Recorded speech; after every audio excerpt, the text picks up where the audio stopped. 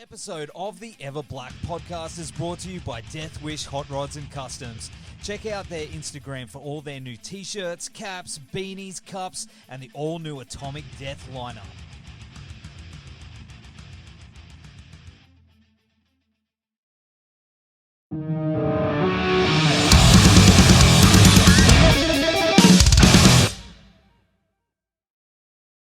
Well, anyway, Josh, thanks for joining us on the show, brother. It's good to finally have a chat with you. Yeah, man. Glad to be here. Yeah, absolutely. Absolutely. Well, of course, the new Kimura. Is that how you pronounce Kimura. Kimura. Yeah. Yeah. It's all good, man. We get it all the time, man. Even when I joined the band, I was like, Kimura? Chimera? What? How do you say it? Well, of course, the new album, Circle the Prey, is out on October 21st. And this thing is just straight up fucking brutality, man. I love it. Oh, thanks, so mate. It's just straight, man, just you hit it on, you're like, oh, yeah, you get that little intro and then bam, just straight into it. And, man, it doesn't let up. And it got a lot of little surprises in there as well. There's a few things I did not even expect. Yeah. Things that you guys did that just completely flipped things on its head. And I really, really admired that. I thought it was really, really cool. But given all the world events at the moment, how much did that affect its creation and the creativity, like jamming together and things like that? We're really, really lucky over here in WA with the way things have been over the last, 18 months with all the lockdowns, everything being shut and, a lot of bands not being able to even get together to just write or catch up. So we've been really lucky over here. So in terms of writing and creating the album, we didn't have too many obstacles. We're actually really lucky, and having the jam space, because pretty much all the guys at all their houses are set up to jam. So we've got a drum kit and amps at everyone's house. So whether we jam here or somewhere else or whatever it is, we were still able to create and do this album. So it didn't have a huge impact on us. So we're really lucky in that regard. That's awesome. That's awesome. So we've been pretty lucky up here too in Queensland, man. Yeah. So. But it's the hardest thing has been because you see so much shit on Facebook. You know what I mean? Everywhere. You don't know who's doing what, where, and who's okay, and it just gets, you know what I mean? So hard to keep up. Yeah. But man, that's awesome. I mean, the end result is incredible. Conceptually, it seems like it covers quite a few different themes throughout it. But how does the album title play into those? I guess it's kind of a statement from the band collectively, sort of, basically giving the middle finger to all that shit in the world and in life that tries to get in your way and bring you down. And it's about, if you flip it on its head, all of those things that weigh us down, that, make it hard for us to sort of get up in the morning. It's basically us going, well, hang on a minute. No, we're in control. You're the prey. And now we've come full circle as a band, hence the circle the prey kind of thing, that those issues they're what we are in charge of, and they're what we control. It's also one of the little snippet lyrics out of Sharpen the Bones. Yes. Yeah. So that's sort of what it means to us. And I don't know, we kind of thought it sounded cool. Yeah, it does. It's cool. It sounds brutal. But is it it's not a concept album at all? No, definitely not. No, we've never really written anything sort of based on a theme or a concept, I guess. It's always been anything that we've written, or from a lyrical standpoint, from my perspective, it's always been personal stuff. It's always been something that can either be super direct or it can be ambiguous enough that can be relative on a lot of different levels, but it's always been something that's an experience from a human standpoint. So we've never gone for the whole theme or thematic type thing with the songs. Don't get me wrong, I love that stuff for some of the bands out there. Like, I'm really digging Vulvodynia's new album at the moment. It's insane about the whole storyline, but it's not really our thing going down that path. We're very more raw and more personal, more human. Hangman, the song that one seems like it's a pretty personal song. Super personal. Yeah. So back in 2003, my best mate decided that he'd had enough, and he decided to leave the world, the planet. So I guess that one was pretty hard to play live and to sort of get out there on a record, because when I wrote it, I thought, from a musical standpoint, I thought, oh, that's cool. Like, it's got a decent hook. There's a bit of a melody in there. It fits the music. Then when it actually came to performing it, because I get very involved with the songs because I wrote them. Yes. And the first time that we actually performed that song live was at, I can't remember where it was, but the first time we played that song live, it was like a week beforehand. My good friend and neighbor who lived 2 doors down from me, he decided he wanted to leave the world as well. So when we actually got to that show and we went to do that song, I went, like, right as that intro riff starts playing and Ian started playing that clean guitar, I went, oh shit, this is a bit heavy. Yeah. But yeah, super personal. All the songs are really personal. They all have a very real life experience or story behind them. What about the Sharpen the Bones? That one. So Sharpen the Bones. It's definitely a really venomous way of sort of talking about retribution and revenge for, what a particular person did a very long time ago to a female. And it happened to obviously be within my group of people that I knew in my life. So this is a long time ago. Yeah. And the song is inspired by that bottom feeding scum who did what he did and thought he got away with it. And Sharpen the Bones tells a story of that, where you didn't get away with it, and you got found out and dealt with.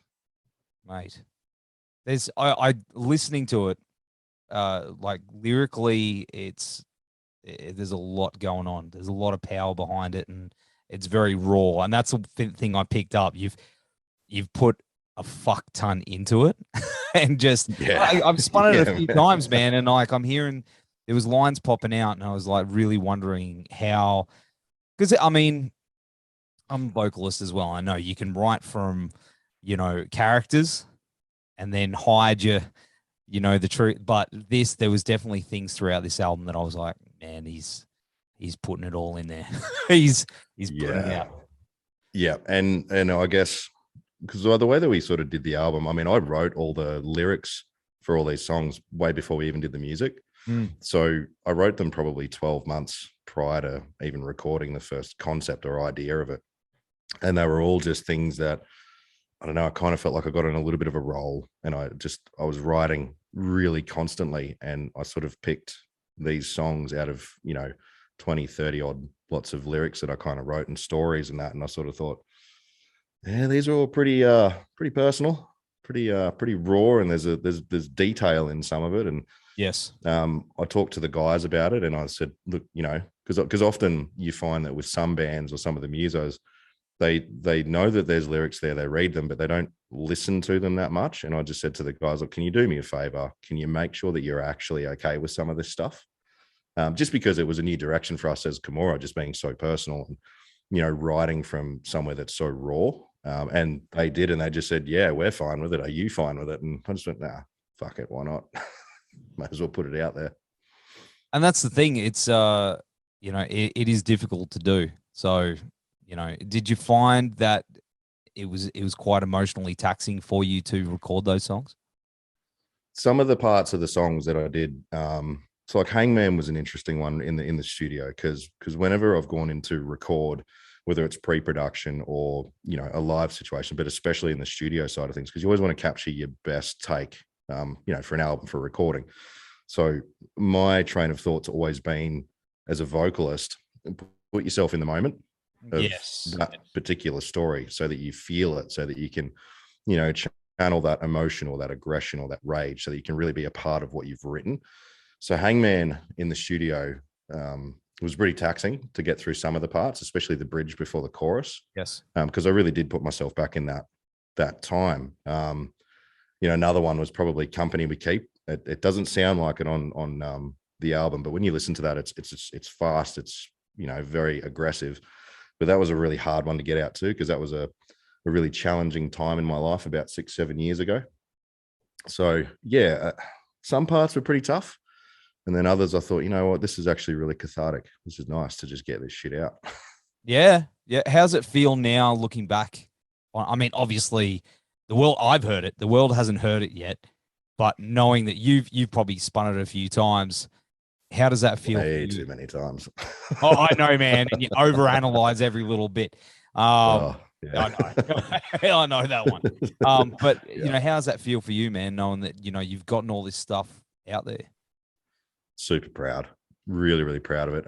And stoked that the guys in the band, Ian, Gordo, and Kyle, supported it, and that they're supportive of my writing style in the way that, you know, I'm supporting of their playing style and their creative and writing style as well. So super, super proud of it. And the response that we're getting, you know, from the narrative of some of these songs and just the energy and the sound just makes me think, you know what, this is actually what we're meant to be doing as a band. We should be doing what's organic, what's natural, and who we really are. And so it's kind of set the standard for us for the next album that we're going to do, which is, you know, we want to step it up another notch. Fuck knows how we're going to do that, but we'll definitely try. You can do it. You can do it. Yeah. What about Digital Mercy? What's that one? Digital Mercy is a bit of it's a bit of an ode to all the elitist and ego megalomaniacs out there in the world, whether we deal with them in the workplace or whether we deal with them in the music scene, because everybody knows that's done anything in the music scene. You get the cool kids in every place on the planet. It's not just Perth. It's, you know, we're not special. And it's a personal perspective from some of the shit that we've copped as a band and the way that we've been treated, I guess, in some aspects. And it also touches on some stuff within our personal lives with people that we've had situations with from a work standpoint. And it's basically a giant fuck you, we're on to you. We're not going to put up with it anymore. And that's our way of going as a band. If you want to be, you know, a purple circle jerk dickhead, then we're just going to call you on it. Like we're over it. You know, like life's too short to, you know, be treated like a doormat by somebody who thinks they're fucking king sitting on a throne of sand. Yep. 100%. That's a good one. I like that track a lot. But yeah, talking about the stuff that really surprised me though was there's the songs how do you damn near? Damnare. See, I'm on the Gold Coast, mate, so we can barely even. I used to live on the Gold Coast. Did you? No, I did. shit. Yeah, I used to live in Tully Budger Valley, and I lived at just around the corner from Burleigh. Were you jamming in bands around that time? Not back then. I wasn't. There you go. Yeah, I was just a loser that drank too much. Aren't we all, man? Well, this is water, but you know. Well, yeah. Not today. I've got kids and stuff, so you know. Yeah, no, fair enough. Yeah. But of course, I mean those Damnare. Hey, I said. Yep, Damnare. Hey, yep. Yeah, I did it. The part 1 and part 2, the instrumental, and the whole thing about them is they're very melodic, and where bands would usually have melodic vocals and, you know, the clean stuff, it's been flipped on its head where the guitars have taken over that role, and I haven't heard that done in a very long time. You know, what inspired that? It's funny, that one, because Gordo, our drummer, and myself, we're both like, we've got very varying tastes in music, but we're both huge fans of European metal, especially like, you know, your In Flames, your Soilwork, that kind of thing. And I didn't actually have anything to do with it, but it was during the writing process. And Gordo said to Ian, our guitarist, he played him an In Flames song, I think, or a Soilwork song. He said, "Write me that." So Ian came back with Damnare, and it was actually one track to start with. It was never two. Oh, and he wrote it as one track, and was listening to it. And the moment that he started playing it, the moment that I heard it, I could hear in my head, I could hear this needs some sort of epic guitar work over it. Like, I can't touch this vocally because I'll fucking ruin it. And that's when it just, it turned into this instrumental. And then I thought of Graham. So Graham Green's a guest guitarist on the song, on both parts. And he's been around for a long time, and he's a phenomenal guitarist. And I've gotten along with him for quite a while now. Our bass player, Kyle, actually works with him. Yeah, no way. And so I hit Graham up and I said, "Mate, we've got this track. I can't do anything with it vocally. One, because I don't really want to, because I think it's too good. And two, I suck at singing, so I don't really want to clean sing on it. Can you please make it special?" And I gave him the pre-production, and he sent it back, and I did a quick mix and I threw it in there, and we all just sat there and listened to it and went, "Holy shit, this is insane. Like, this is amazing." And so that's where it came from, essentially. And the feeling of the both the tracks, because we felt when it was a single full track, that little acoustic harmony at the end of Damn Narrow Part 1 that led into Part 2. But I thought, nah, it's a full change. Like, I think we should split this into two instrumentals, because there's two totally different directives and two very different emotives. And so we did that, and then we listened to it and we went, holy shit, we wrote two. We've got an instrumental. And look at what Graham did. He made our, instrumental sound really cool. So yeah, I didn't have a great deal to do with it. But you know what? You can, if you jam on it live, you can go grab a beer and come back. That's it. Yeah, that's exactly it. Well, we've got another song that has a guest vocalist, which is Serpents and Worms. So it's got that real high pitched venomous scream. Yeah. I was gonna ask. That's Serpents and Worms, and that's Saoirse Savage, and she's in a band over here called Calvath. And that's kind of the plan when we do our launch, is that because she does the bulk of the vocals in that song. So I get a break. Yeah, when I'm on stage, so she can just take the reins.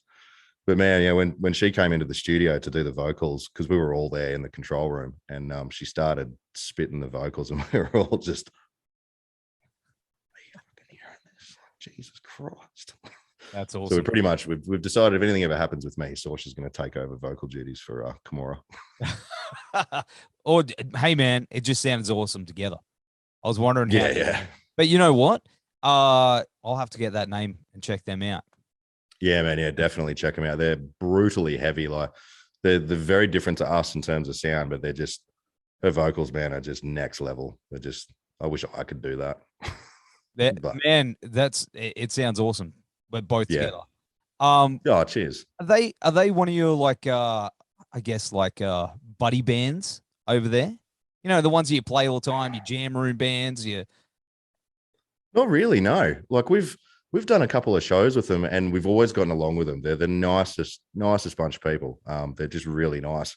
And I've always liked what they do. We've always liked what they do, but we haven't, like, no, I wouldn't exactly say that, but we've always gotten along really well with them. Yeah. And when I hit Saoirse up and I just said, hey, I've got a track that I think you'd sound awesome on. Can you come into the studio and we'll lay some demos down and see what you think?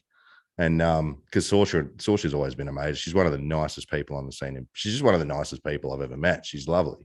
She wouldn't hurt a fly, but you listen to her vocals and you'd swear that you've invoked the devil. Like, it's crazy. So no, not necessarily in that regard. We're friends with a lot of people in the music scene as such. But Yeah. we don't sort of have like a unique little sort of group of bands that we jam with like all the time or play with all the time. We're really varied. We've played with grindcore bands, deathcore and thrash and everything else. We just love playing live, and if they're good people that we can jump on a bill with, then awesome, let's do it. That's awesome. Yeah. Have you guys toured up here before? No. So we had plans with this album, like most bands do with an album. Like, usually the logical progression is you release an album, you go on tour. So we had some things, sort of 60 to 70% sort of teed up to hit the East Coast. Where we were kind of like, righto, this is when we're going to do it. But obviously it all got, shut on with COVID. So we haven't gotten over there yet, but I definitely want to get over there because I've got a lot of friends and a lot of people over in Queensland that it'd be cool to get up on stage and really, show some of these people like, hey, like, remember 15 years ago when I was in a really shitty band? I'm in a good band now. What was the band you were in? Oh, I was in a band a really long time ago called Stoneface. Okay. Where was that? Yeah. That was in Brisbane. Okay. Cool, man. Yeah. So I was in, and it was good fun. It was kind of finding my feet as a musician / vocalist. And I learned that I can't play guitar and do vocals at the same time. That was the first band that I learned that in. And that it was also the first band that I learned that I didn't do vocals correctly technique wise. And there was a reason I couldn't talk for 5 days afterwards. Yeah. Yep. We've all been there, bro. Yeah. You gotta learn somehow, man. Yeah, that's exactly right. And that's kind of what I did, and kind of where my experimentation went with trying to figure out how to do metal vocals. Hey, and listen to it now, man. Very different to what I used to be able to do. Yeah. And it's still not where I want it. Like I'm happy with it to a degree, but I think it can be better. And I think that's just a musician's curse, is that no matter what you listen to that you've done, you hear it and you go, I can do that better. So I want to do it better on the next one. That's it. Are you the kind of dude who's you'll lay down like track after track after track after track and vocal dub, and like I just can't stop. I have to be told, because I'll just be like, you know what? I said that shit weird there, and I want to do it again. They're like, man, you're not doing it again. I'm like, I'm doing it again. Yeah. No, definitely, man. Like I'm really big on enunciation and using correct grammar and words. So when I hear a song, if it's not, ours or if it's someone else's, and there's like a made up word or someone hasn't pronounced something properly, and it really grinds my gears. So if I do that when I'm recording vocals and I think, hang on a minute, yeah. that I don't think what I just sounded like is even a fucking word. So yeah, I have to go back and re-record and redo it and go, nah. Oh, well, that's not too bad. Yeah, I could probably work with that. See, I've listened to it, and yeah, you do pronounce things really well. When me, you'd go, man, this dude, I'm gonna slap him, man. Well, see, I think it's all relative though. Like it depends on your style. Like if you're doing that, like that real slam grind kind of thing where there's lots of pig squeals and all that kind of stuff, it's very obvious that the purpose behind it is not to understand the words. Yeah, there's no words. Because I'm not sure that I don't know any words that last 25 seconds that sound like a pig. Yeah, it's true. And don't get me wrong, like it's wicked. Like I find some of that stuff fascinating of what people can do with the human voice. I think it's amazing.